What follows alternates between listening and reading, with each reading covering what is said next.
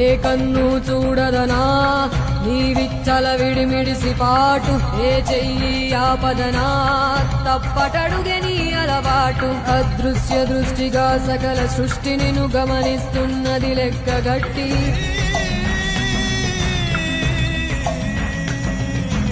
ఎంత బతుకు నీదెంత బతుకువో గుప్పెడు మెతుకుల కడుపు కొరకు ఎన్నాటలు వేటలు అవసరమా మనుజా మనుజా.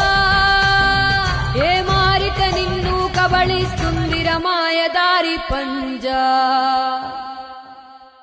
కోరికొని తెచ్చుకో మాకు కర్మ, దాన్ని విడిపించుకోలేదు జన్మ.